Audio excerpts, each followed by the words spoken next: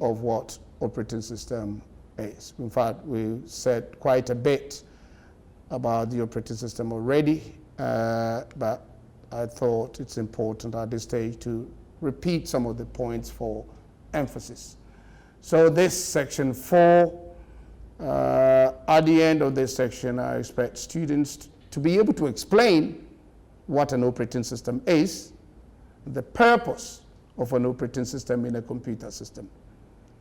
I expect students to be able to compare and contrast the features, characteristics, and functions of the various operating systems over the years, and especially the recent ones for everyday use and application.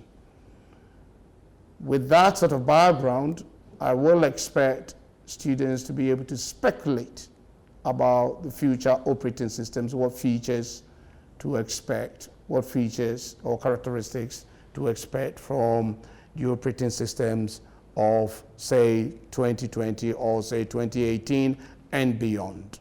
And that's what this chapter or section is all about. And the key topics to be covered in this session are as follows. 1, from the 3 definitions we gave earlier, we want to review that and try and pin it down properly. 2, major objectives of operating system. We define, or from one of the definitions, we said that operating system manages the resources of the computer. That was a definition. So what objectives would then be set by a given operating system, say Windows, given a task? What objectives that an operating system need to set to be able to manage the resources as it attempts to execute a given job? Evolution of an operating system, or the operating system, evolution of the operating system. We're looking at the operating system that was used by Adam and Eve right from the Garden of Eden to today. Historical development of the operating system and its role, how it has been, features, and all the other characteristics over the years to today. Major achievements and importance of operating systems is also covered in this section. As usual, I recommended reading William Starling's book. Is very heavy on this section, this topic, and I will ask that you stick to that. That should be enough, especially the historical development of the operating system. What was the operating system stored in the first computers, for instance? How was it like? What size? What were the features? What was it not able to do? Why was there a need to develop a new one? All these are covered in William Starling's book, chapter 2. And I expect that you read and familiarize yourself with all that information.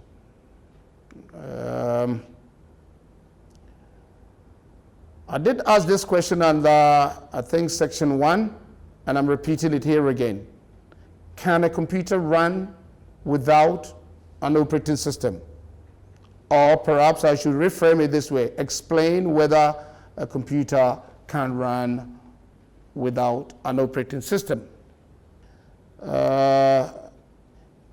Touching on the objectives, major objectives of an operating system, we said earlier that it acts as an interface between the human user and the hardware it runs on. The main objective is to make the hardware, the processing power sitting in the computer hardware, available to the computer user, so that through an application software, the user can access for his benefit. Okay? The main objective of the operating system is to make the raw processing power, computing power, sitting in computing hardware, available to the user, end user application, so that the users can benefit from that power.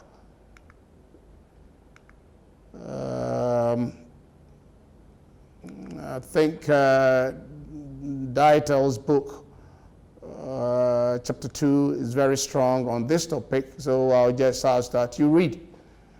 And then familiarize yourself with all the other major developmental issues which are covered by this section. So in summary,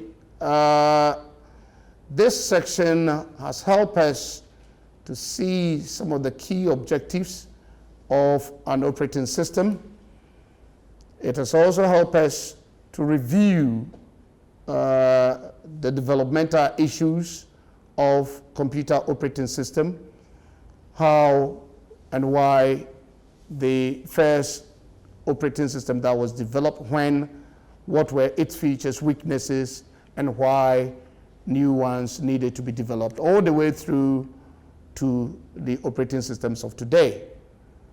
I expect that you familiarize yourself with these key points. The information available in Dietel chapter 2, in my view, is very adequate, very strong on this section, and I encourage you to read that. So all for session 4, we come to an end, and I wish you well.